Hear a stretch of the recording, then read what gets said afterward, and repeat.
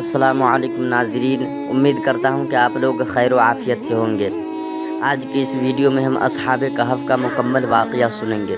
اللہ تبارک و تعالی نے قرآن مجید میں اصحاب کہف کا واقعہ بیان کیا ہے۔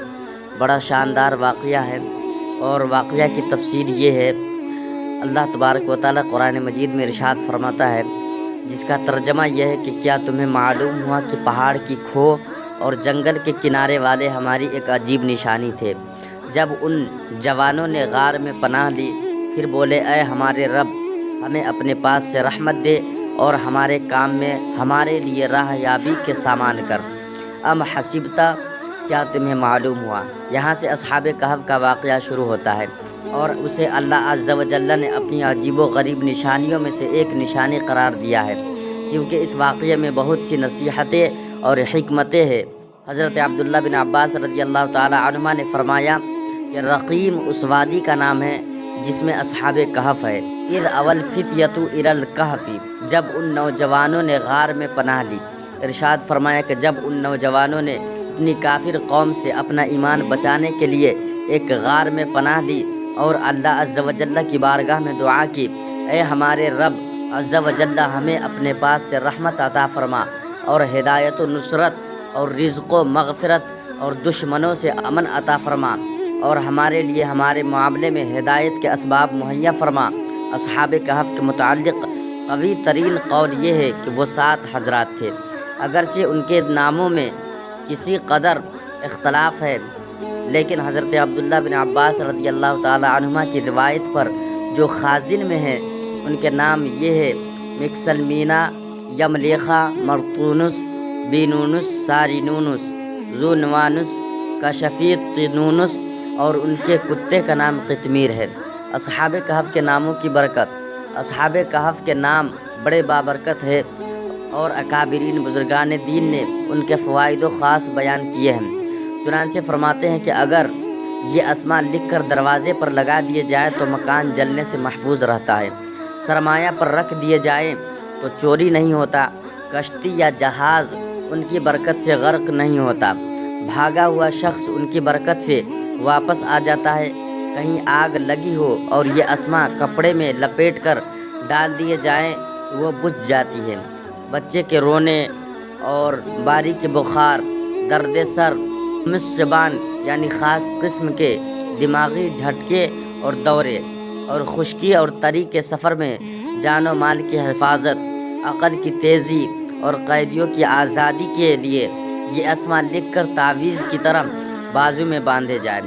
اصحاب کہف کا واقعہ، اکثر مفسرین کے نزدیک اصحاب کہف رضی اللہ تعالی عنہم کا واقعہ حضرت عیسیٰ علیہ السلام کے آسمان پر تشریف لے جانے کے بعد رونما ہوا، اور بعض مفسرین کے نزدیک یہ واقعہ حضرت عیسیٰ علیہ السلام سے پہلے کا ہے اور اس کا ذکر اہل کتاب کی مذہبی کتابوں میں موجود ہے، اور اسی وجہ سے یہودیوں نے بڑی توجہ کے ساتھ ان کے حالات محفوظ رکھے۔ بہرحال یہ واقعہ کس زمانے میں رونما ہوا، اس کی اصل حقیقت اللہ تعالیٰ ہی بہتر جانتا ہے، البتہ ہم یہاں معتبر مفسرین کی طرف سے بیان کردہ اس واقعے کی بعض تفصیلات کا خلاصہ ذکر کرتے ہیں۔ چنانچہ مفسرین کے بیان کے مطابق اصحاب کہف افسوس نامی ایک شہر کے شرفاء اور معززین میں سے ایماندار لوگ تھے۔ ان کے زمانے میں دقیانوس نامی ایک بڑا جابر بادشاہ تھا، جو لوگوں کو بت پرستی پر مجبور کرتا اور جو شخص بھی بت پرستی پر راضی نہ ہوتا اسے قتل کر ڈالتا تھا۔ دقیانوس بادشاہ کے جبر و ظلم سے اپنا ایمان بچانے کے لیے اصحاب کہف بھاگے اور قریب کے پہاڑ میں غار کے اندر پناہ گزین ہوئے، وہیں سو گئے اور 300 برس تک زیادہ عرصہ تک اسی حال میں رہے۔ بادشاہ کو جستجو سے معلوم ہوا کہ وہ ایک غار کے اندر ہیں، تو اس نے حکم دیا کہ غار کو ایک سنگین دیوار کھینچ کر بند کر دیا جائے تاکہ وہ اس میں مر کر رہ جائے اور وہ ان کی قبر ہو جائے۔ یہی ان کی سزا ہے۔ حکومتی عملے میں سے یہ کام جس کے سپرد کیا گیا وہ نیک آدمی تھا۔ اس نے اصحاب کہف کے نام، تعداد اور پورا واقعہ رانگ کی تختی پر بندہ کرا کر تانبے کے صندوق میں دیوار کی بنیاد کے اندر محفوظ کر دیا، اور یہ بھی بیان کیا گیا ہے کہ اسی طرح ایک تختی شاہی خزانہ میں بھی محفوظ کرا دی گئی۔ کچھ عرصہ بعد دقیانوس ہلاک ہوا۔ زمانے گزرے، سلطنتیں بدلتی رہی، یہاں تک کہ ایک نیک بادشاہ فرما بردار ہوا جس کا نام بیدروس تھا، اور اس نے 68 سال حکومت کی۔ اس کے دور حکومت میں ملک میں فرقہ بندی پیدا ہوئی، اور بعض لوگ مرنے کے بعد اٹھنے اور قیامت آنے کے منکر ہو گئے۔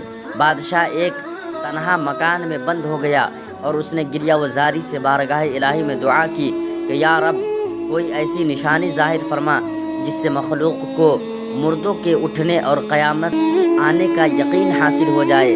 اسی زمانہ میں ایک شخص نے اپنی بکریوں کے لیے آرام کی جگہ حاصل کرنے کے واسطے اسی غار کو تجویز کیا، اور کچھ لوگوں کے ساتھ مل کر دیوار کو گرا دیا۔ دیوار گرنے کے بعد کچھ ایسی ہیبت طاری ہوئی کہ گرانے والے بھاگ گئے۔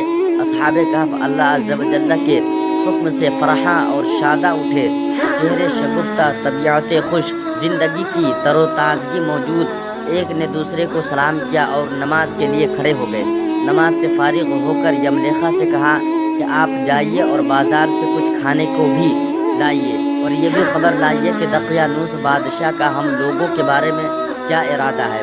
وہ بازار گئے تو انہوں نے شہر پناہ کے دروازے پر اسلامی علامت دیکھی، اور وہاں نئے نئے لوگ پائے۔ یہ دیکھ کر انہیں تعجب ہوا کہ یہ کیا معاملہ ہے، کل تک تو کوئی شخص اپنا ایمان ظاہر نہیں کر سکتا تھا، جبکہ آج اسلامی علامتیں شہر پناہ پر ظاہر ہے۔ پھر کچھ دیر بعد آپ تندور والے کی دکان پر گئے اور کھانا خریدنے کے لیے اسے دقیانوسی سکے کا روپیہ دیا، جس کا رواج صدیوں سے ختم ہو گیا تھا، اور اسے دیکھنے والا بھی کوئی باقی نہ رہا تھا۔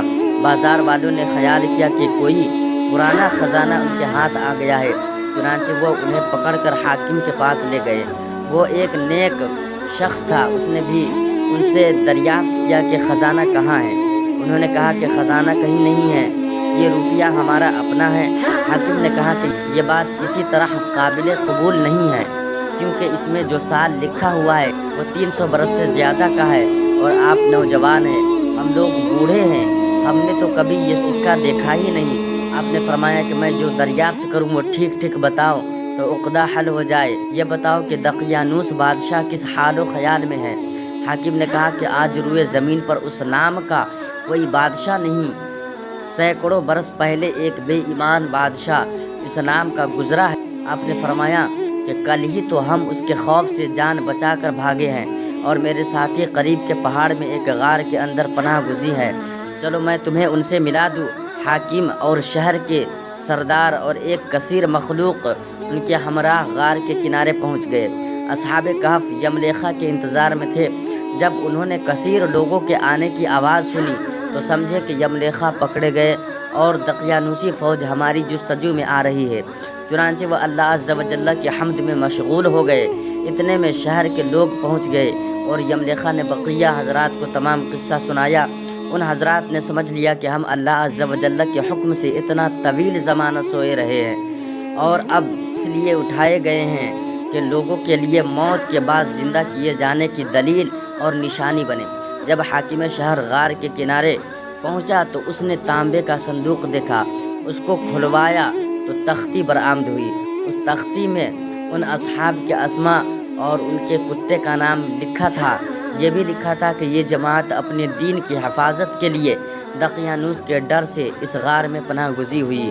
دقیانوس نے خبر پا کر ایک دیوار سے انہیں غار میں بند کر دینے کا حکم دیا۔ ہم یہ حال اس لیے لکھتے ہیں تاکہ جب کبھی یہ غار کھلے تو لوگ ان کے حال پر مطلع ہو جائے۔ یہ تختی پڑھ کر سب کو تعجب ہوا، اور لوگ اللہ عز و جل کی حمد و ثنا بجا لائے کہ اس نے ایسی نشانی ظاہر فرما دی جس سے موت کے بعد اٹھنے کا یقین حاصل ہوتا ہے۔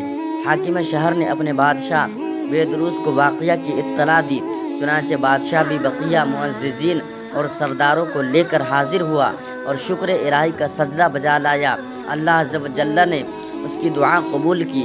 اصحاب کہف نے بادشاہ سے معانقہ کیا اور فرمایا کہ ہم تمہیں اللہ عز و جل کے سپرد کرتے ہیں۔ والسلام علیکم ورحمۃ اللہ وبرکاتہ۔ اللہ تعالیٰ تیری اور تیرے ملک کی حفاظت فرمائے اور جن و انس کے شر سے بچائے۔ بادشاہ کھڑا ہی تھا کہ وہ حضرات اپنے خواب گاہوں کی طرف واپس ہو کر مصروف خواب ہوئے اور اللہ تعالیٰ نے انہیں وفات دے دی۔ بادشاہ نے سال کے صندوق میں ان کے اجساد کو محفوظ کیا اور اللہ تعالیٰ نے رعب سے ان کی حفاظت فرمائی کہ کسی کی مجال نہیں کہ وہاں پہنچ سکے۔ بادشاہ نے سرے غار مسجد بنانے کا حکم دیا اور ایک خوشی کا دن معین کر دیا کہ ہر سال لوگ عید کی طرح وہاں آیا کریں۔ اس سے معلوم ہوا کہ بزرگان دین کے عرس کا دستور بہت قدیم زمانے سے چلا آ رہا ہے۔ بزرگوں کے مزاروں کے پاس مسجد تعمیر کرنا اور وہاں عبادت کرنا بھی بہت پرانا مبارک طریقہ ہے، کیونکہ بیدروس بادشاہ نے اصحاب کہف کے غار کے پاس ایک مسجد بنا دی تھی جس کا ذکر قرآن مجید کی سورہ کہف میں ہے۔ یہ اصحاب کہف کا مکمل واقعہ ہے۔ حضرات، میں نے آج آپ کو اس ویڈیو میں اصحاب کہف کے مکمل واقعہ بتایا ہے۔ آپ سے گزارش ہے کہ چینل کو سبسکرائب کریں، ویڈیو کو لائک کریں، شیئر کریں۔ السلام علیکم ورحمۃ اللہ وبرکاتہ۔